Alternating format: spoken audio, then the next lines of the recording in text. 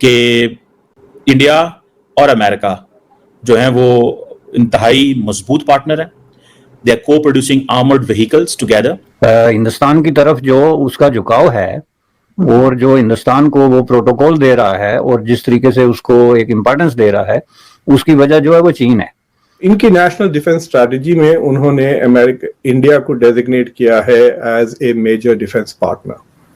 अब कहाँ US General Electric जो है वो हिंदुस्तान एरोनॉटिक्स लिमिटेड के साथ मिलकर काम कर रहा है, और कहाँ पाकिस्तान जो है वो ये सोच रहा है, देख रहा है, ढूंढ रहा है कि हम जो है वो अमेरिका के साथ एक कॉल पे बात हो जाए।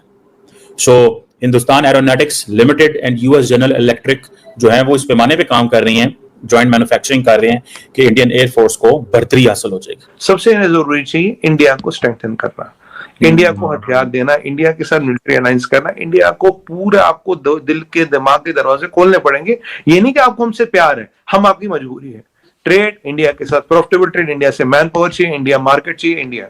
इंडिया अब बन चुका है अमेरिका का सबसे बड़ा ट्रेड पार्टनर। अब अमेरिका ने just today he was talking in Singapore कि इंडिया और अमेरिका जो है वो इंतहाई मजबूत पार्टनर है। दे आर को producing armoured vehicles together.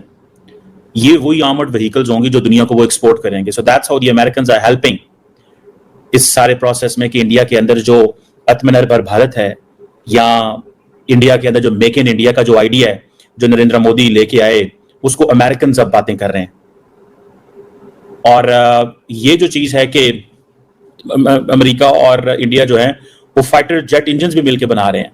This is today, ये आज की बात है।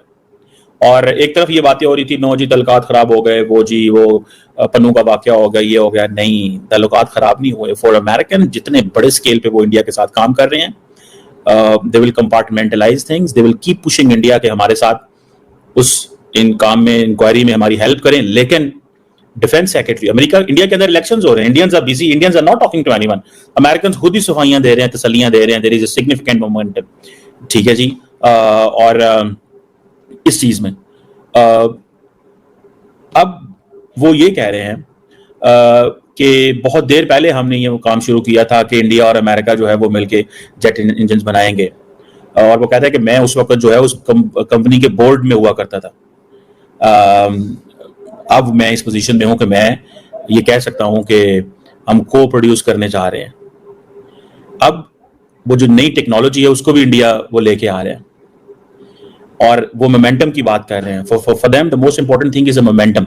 ठीक है जी। ये जो पाकिस्तान को जब इररेलेवेंट होना है, मैं समझता हूँ ये बहुत ही खतरनाक चीज हुई है।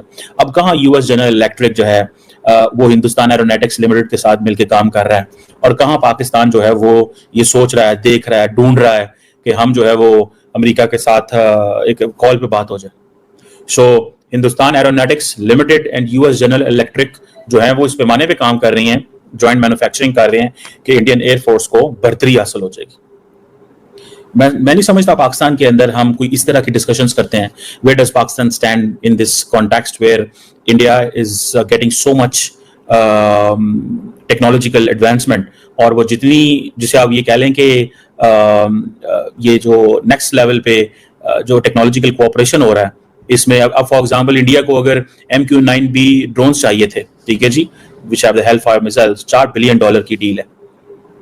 वो इतनी बड़ी डील थी कि उनको अमेरिकन को कहना पड़ा, कांग्रेस को, प्रेसिडेंट को, कि पीछे हट जाएं, दिस इज इंपॉर्टेंट फॉर अस।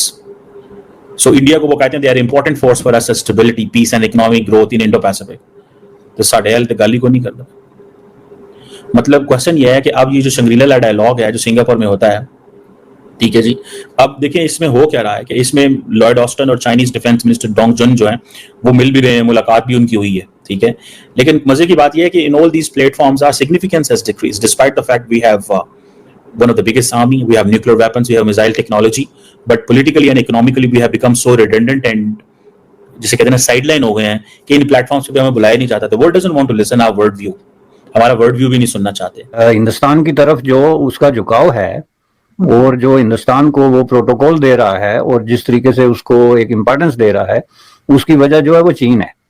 अब ये चीज जो है ये इसको आप थोड़ा सा अगर हिस्टोरिकल पर्सपेक्टिव में देखें तो ज्यादा क्लियर हो जाता है। बहुत बुलंद हुआ और हमें खुशी है क्योंकि अल्टीमेटली हम अपने कॉन्टिनेंट के बारे में और अपने